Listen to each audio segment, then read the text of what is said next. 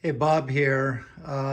Just wanted to show the tail block and the neck block after planing my sides down to the pink line, the light pink line.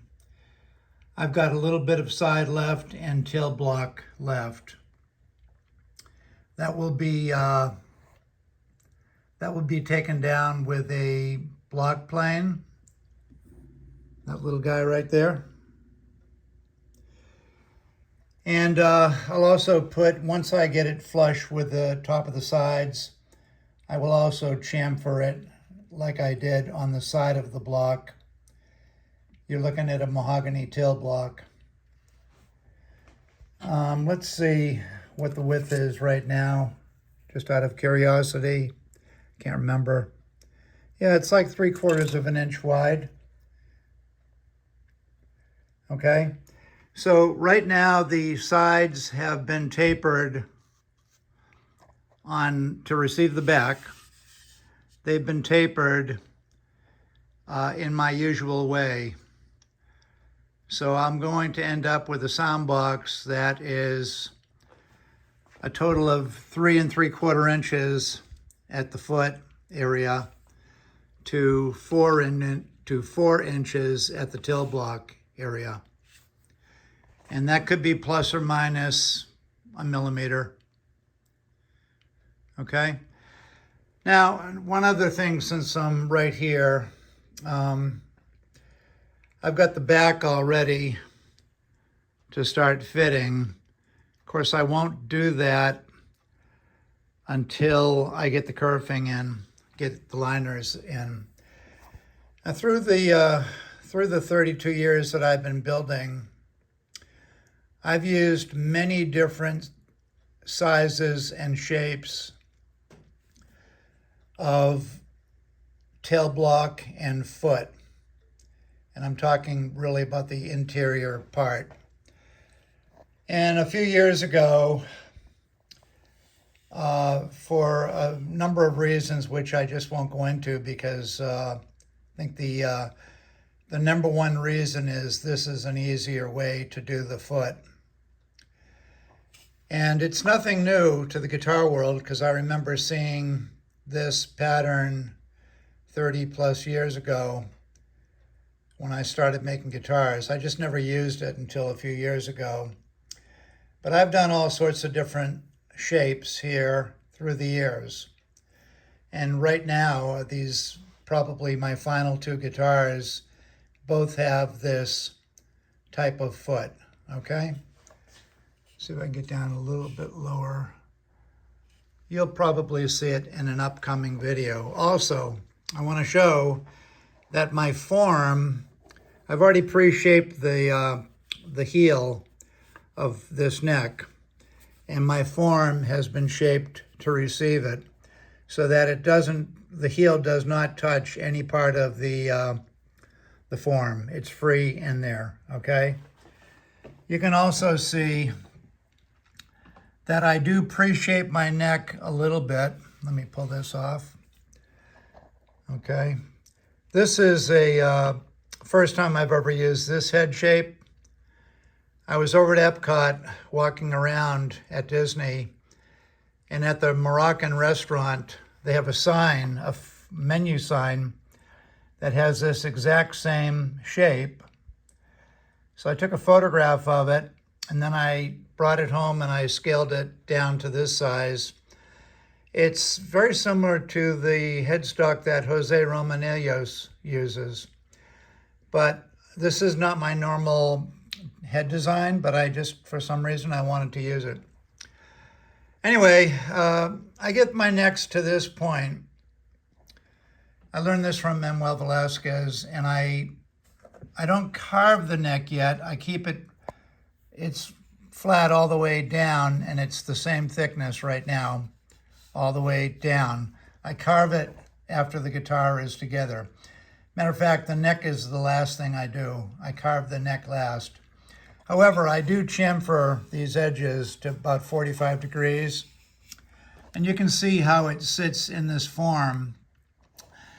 And the fact that this center line doesn't line up with the center line of the form, it really doesn't mean much, because the important thing is that this center line lines up with the center of the sides where they meet at the tail block, so that the center line on the guitar is all the way down, from one end to the other, okay?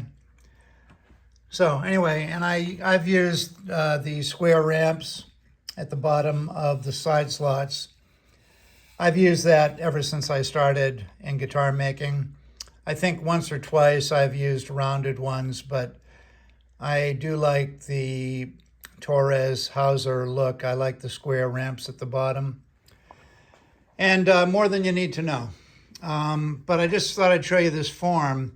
These holes here are for my clamps, and you'll see this in an upcoming video when I start to close up the sound box. And then these inserts, these are brass inserts for the legs that screw in. And that's what those are, okay? And then these other holes, I learned this from Manuel, they're really just holes to let humidity in there and release humidity so that the form stays more stable, okay? So there's just a little bit about my form, and just happens to be a crack in this outer layer of plywood, but anyway, it's a pretty simple form. The reason I have this tape around is once I get the guitar fit in the form so that everything is the way I want it, I put this tape on so that when I pop it back into the form, I can line it up all the way around and know that I'm accurate, okay? So just to wrap up this short little video, you can see here, I've just planed the sides down to their final shape. Now I've got to remove this wood here at an angle. You can see the line there going from 0 at this end down to whatever that is, okay? And actually I have this form here which has the concavity in it, if you can see it. It's the same concavity that's in my back, so that when it comes together here, it is the right, you can see, it's right there, okay? And then any minor adjustments that I have to make after the kerfing is in and when I'm actually fitting the back, I'll make those adjustments. Now, if I pull this block down, you'll see, of course, that it rocks because this stuff has to be removed, okay? And I'll do that with my little Lie-Nielsen brass low-angle block plane, okay? So the next step is to plane this and also to plane the tail block, put the chamfer, and when I do plane the tail block, I leave a slight angle. I'm not going to plane it flat. I'm just going to leave it slightly high.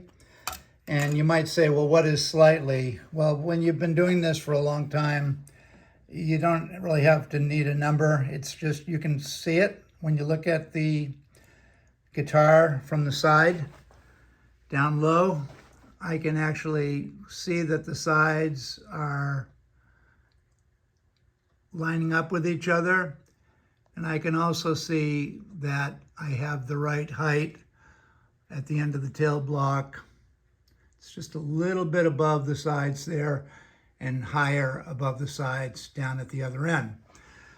Now this is a stacked heel block, stacked foot, stacked block. I don't usually use stacked blocks, but I happen to have a bunch of mahogany pieces left over from other necks that I had cut, and I decided just to glue them together and do a stacked block here, and also on the other guitar that I'm making. I normally use a 3-inch by 4-inch by 6-inch solid mahogany block, or it could be Spanish cedar, because sometimes I use Spanish cedar necks. And I take that block and I cut it in half, and then I reverse the grain and glue it back together, so I get kind of a V grain.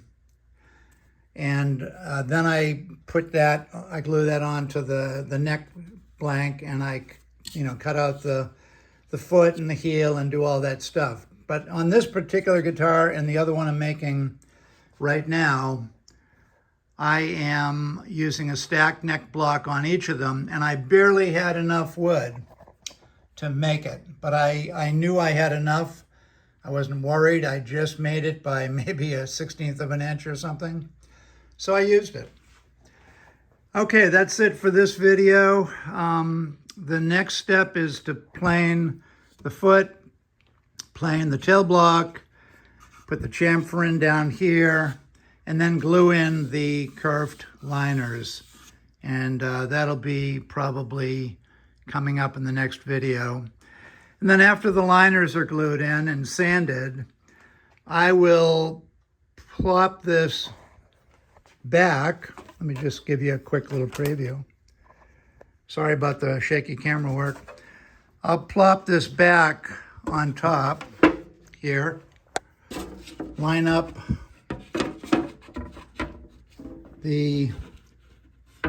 line it up so that it's perfectly centered, and I will start fitting it. I'll also remove some of this wood here with the bandsaw before I do my final fitting, and so that I can see better. And I will have my heel cap. This back will be my heel cap. I'm not going to cut it here and put a different heel cap on. This piece here will be my heel cap. Okay? This is a 3-piece Brazilian rosewood back. It originally had sapwood, and I don't really always like sapwood. Like most of the time, I cut it out, and I'll take some other Brazilian that I have, and I will make a 3-piece back, and that's what I did in this case. So here you go. There it is. It's starting to get a little bit exciting now because I know I'm getting close to closing it up. However, once I get the back and sides all fit, the kerfings are in, the back and sides are totally fit, ready to glue up, I will take the guitar out of the form, and I will put a sound port in this guitar. It'll be up here on the treble side. It'll be an oval shape, and it'll be in this area here. And the reason I'm doing that is not everybody likes sound ports, but since these are my last 2 guitars possibly, and I love sound ports, I will put them in because I'll probably end up enjoying these 2 guitars myself. I'm not sure they'll be immediately for sale, or whether I'll hold on to them for the future. Maybe I'll sell them when I get a little older or whatever. But anyway, I do like sound ports, so they will be going into this guitar and to the other one that I'm making. Okay? Okay, this is Bob signing out, and this is the part 2 of making the sides shallower. I forget what I called it in the last video, but okay. And sorry about the shaky camera work. I'm not on a tripod. Okay, have a good day now.